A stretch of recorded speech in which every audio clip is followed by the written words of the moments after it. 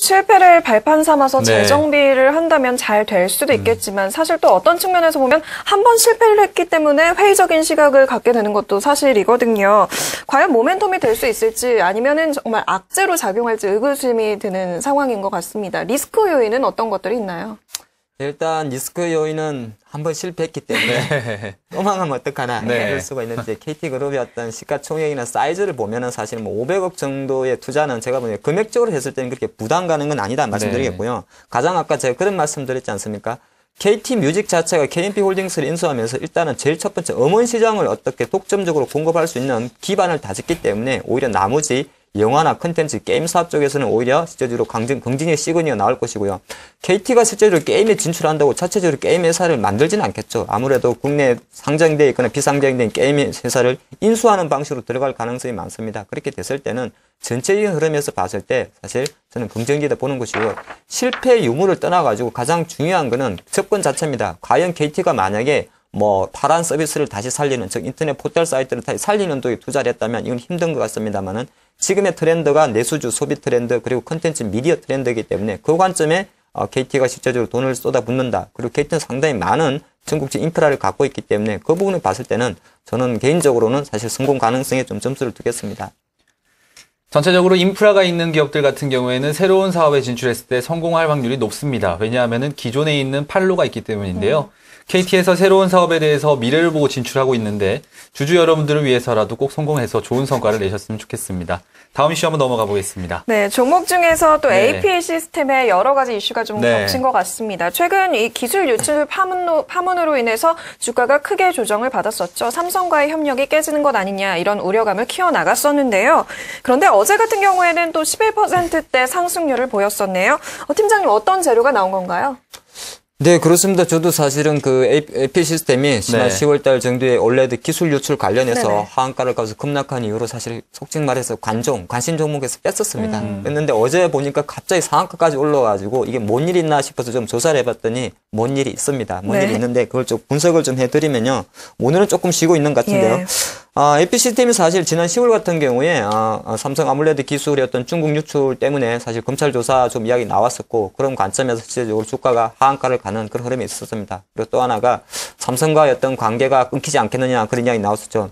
사실 이 이야기부터 먼저 말씀드리면 제가 원래 삼성 디스플레이죠. 예전 삼성 모바일 디스플레이죠. 지금은 삼성 디스플레이로 이제 합병했는데 그러니까 5년 동안 실제적으로 두 회사가 실제적으로 500억 정도를 R&D 연구 투자를 해가지고 이 아몰레드 기술을 만들었습니다. 그런 상태에서 2010년 12월부터 올해 12월까지 딱 2년 동안 한 1,400억 정도의 독점 계약을 맡아놓은 상황이었어요. 근데 그런 상황에서 실제적으로 내부 관련 직원이 이것을 실제적으로 중국 업체의 어떤 빼돌린 거죠. 산업 스파이를 보시면 좋을 것 같습니다. 중국 업체가 선정자로 되기 위해서 기술 유출했는데 아이러니한 것은 사실은 그 선정 업체는 사실 일본 업체가 됐다는 그런 해프닝도 있었습니다. 그런 관점에 주가가 좀 폭락을 받았었는데 이것이 오히려 지금 AP 시스템이 오히려 호재가 되고 있다 봅니다. 그 왜 그러냐면 경영권 지분 구조에 변화가 생겼다는 겁니다. 왜 그러냐면 제가 조금 분석을 해봤더니 실제적으로 삼성 모바일 디스플레이와 일단 합작 투자를 하면서 많은 전환 사채를 발행했던 것 같습니다. 2011년 정도 1월 달에 삼성 모바일 디스플레이에다가 전환 사채를 발행했는데 이 전환 사채는 보통 이제 1년 지나고 나면 전환가 행상을 할 수 있는데 전환가는 항상 조정이 가능합니다. 근데 실제적으로 13,000원대 있던 만원대 있던 전환 행사 가능성이 최근에 주가 급락으로 7,000원대로 떨어져 버렸다는 겁니다. 그러다 보니까 어떤 현상이 생겼냐면은 최대 주주와 2대 주주 간의 지분율 경쟁의 격차가 좁아졌다는 거죠. 그 부분 조금 말씀드리면 원래 전환 가격이 행사되기 전에 어떤 AP 시스템의 최대 주주는 정기로 대표가 대략적으로 한 12.6%를 갖고 있었고요. 2대 주주인 삼성 모바일 디스플레이가 실제적으로 10%를 갖고 있었는데 중요한 거는 주가가 반토막으로 나다 보니까 기존에는 격차가 제가 계산해 봤더니 56만 주 차이였습니다. 근데 만약에 삼성 디스플레이가 전환가 행사를 해버리면 격차는 3만 주 수준으로 급격히 줄어든다는 겁니다. 그렇게 봤을 때는 최대 주주가 실제적으로 정기로 대표해서 삼성 디스플레이로 바뀔 수가 있던 거죠. 그런 관점에서 봤을 때는 AP 시스템은 최대 주주가 실제적으로 삼성 디스플레이로 바뀌니까 경영권까지 넘어가지 않느냐. 그렇게 봤을 때는 당연히 AP 시스템은 호재가 되죠. 그렇기 때문에 주가가 좀 급등했다. 좀 말씀드리겠습니다. 잘 이해가 되시죠? 근데 여기서 이제 중요한 거는 과연 경영권까지 넘어가냐입니다. 경영권. 최대 주주는 제가 판단할 때도 바뀔 수가 있습니다. 근데 그 경영권을 넘어가냐에 대해서는 상당히 좀 의문이 드는데 왜 그러냐면 전환사채는 원래 의결권이 없습니다. 의결권이 없기 때문에 지분을 확보한다 그래도 경영권 넘어가는 데는 좀 문제가 있을 수 있고요. 또 하나가 실제로 최대 주주가 변경되게 되면은 대표이사라든지 임원들을 속칭 잘라야 됩니다. 잘라야 되는데 이렇게 되면 어떤 현상이 생기냐면은 이 사람들이 보통 물러나면 퇴직금을 받지 않습니까? 그런 상태에서 보상금이 대략 100억 정도가 든다 그러고요. 이사가 해임되면은 50억 정도가 되기 때문에 전반적인 결론적인 관점에서는 최대 주주 변경 가능성은 전환사채 전환 때문에 충분히 가능하다 보는 것이고, 두 번째는 경영권 이전 같은 경우는 이사의 동의라든지 의결권 관련해서 힘들 것이다. 이런 것이 좀 분석입니다. 그런 관점에서 주가 관점에서 좀 말씀드리면요. 하여튼 이런 이슈 때문에 최근에 어떤 급격한 반등이 나왔다고 제가 미리 말씀드리겠고요. 한 가지 중요한 거는 이렇게 좀 보시면 좋을 것 같습니다.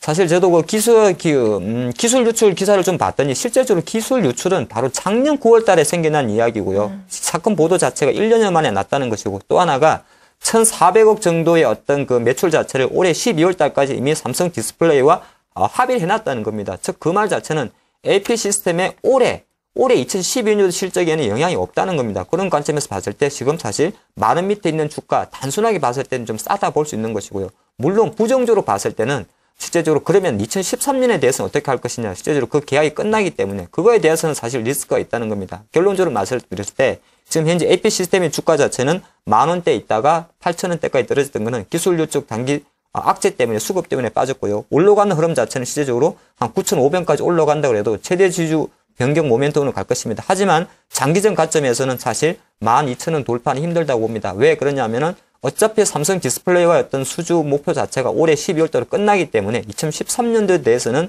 사실 경쟁력은 있습니다만은 확인할 수 없다. 그렇게 봅니다. 그래서 최근에 단기 반등 투자 전략적 관점에서는 일시적으로 약간은 매도 사인이 좀 맞지 않나 말씀드리겠습니다. 언급해 주셨지만 이 이슈에 대해서 사실 좋아하실 분들은 주주와 회사 직원들은 아마 좋아할 겁니다. 삼성 직원이 될 수도 있는 기회가 왔기 때문인데요.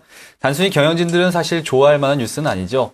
그렇지만 소리 소문 없이 또 좋아할 수 있는 기업들이 좀 있습니다. 반사이익을 볼 수 있는 주변 업체들인데요. 그렇다면 이 이슈로 인해서 내년도에 반사이익을 볼 수 있는 기업들이 있다면 어떤 기업들 보고 계십니까? 근데 사실 이제 아몰레드 기업 아니겠습니까? 근데 최근에 어떤 그 IT 종목의 트렌드를 보면 아몰레드 기업, 덕산 아이메탈, ICD 관련해서 상당히 좀 주가 주요 흐름 자체가 상당히 부진합니다. 삼성은 사실 계속적으로 최근에 보면 아몰레드 사업에 투자를 해온 상태에서 실제적으로 올해 하반기에 접어들어서 아몰레드 사업에 대해서는 조금 그 투자 확대 자체를 조금 지연한다는 이야기 자꾸 나오고 있고요. 오히려 플렉스블 디스플레이라든지 이쪽으로 좀 많이 맞추는데, 그런 관점에서 봤을 때는 사실 AP 시스템은 아몰레드 삼성과 관계된 아몰레드 투자에서는 사실 타의 추종을 불허하는 독점적 위치에 있었습니다. 그렇기 때문에 실제로 제가 보는 관점에서는 만약에 AP 시스템 자체가 계속적으로 흔들리고 내년에도 아몰레드 사업 투자에 대해서 삼성이 보수적으로 나온다면 반사이익을 노리는 어떤 그런 기업 전체적인 흐름보다도 아몰레드 사업을 하고 있는 IT 업종 전반적으로 좀 네거티브한 부정적 전략이 좀 예상되지 않나, 그런 말씀드리겠습니다.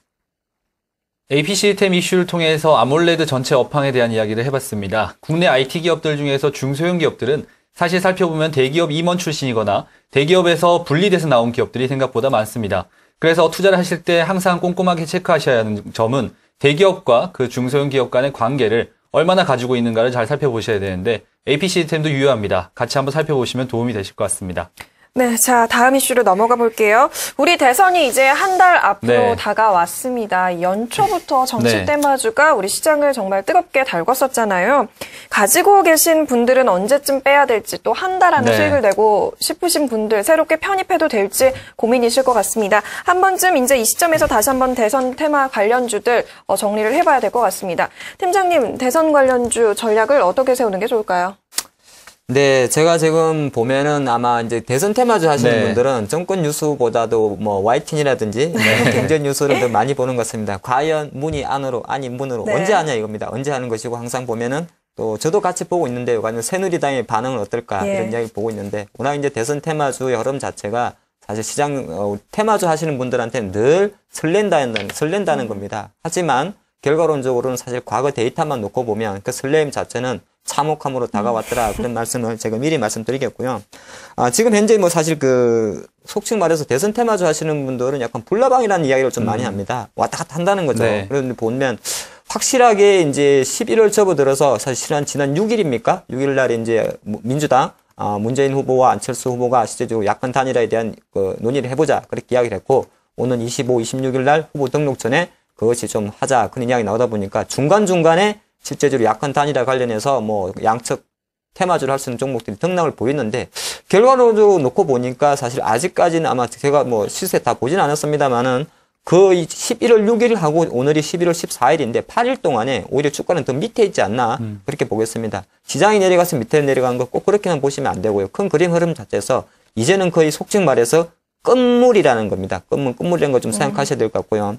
과거 데이터 뭐 굳이 거론 안 해도 사실 예전에 4대강 관련해서 건설주, 중소형 건설주들이 뭐 1000%, 2000% 올라갔다가 사실 지금 수준 보면은 거의 뭐 그대로 다 토해낸 흐름. 사실 역사는 역사는 미래를 가끔은 그대로 답습한다는 것을 정시에는 테마주에서는 많이 보여줬지 않나 그렇게 말씀드리기 때문에 제가 볼 때는 확실히 눈높이 낮추셔야 된다 말씀드리겠고요.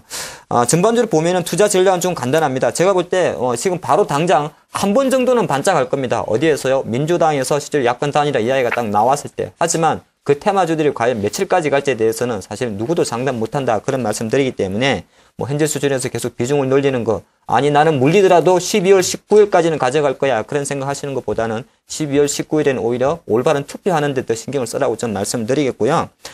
최근에 보면 이제 테마주들이 연초부터 계속 해왔고 금융당국의 그 제재 강도가 심해지고 있습니다. 제가 최근에 보니까 실제적으로 계속적으로 뭐 투자 주의 종목, 둔기 뭐 투자 환기 종목, 단기 과열 제도라는 것도 생겼더라고요.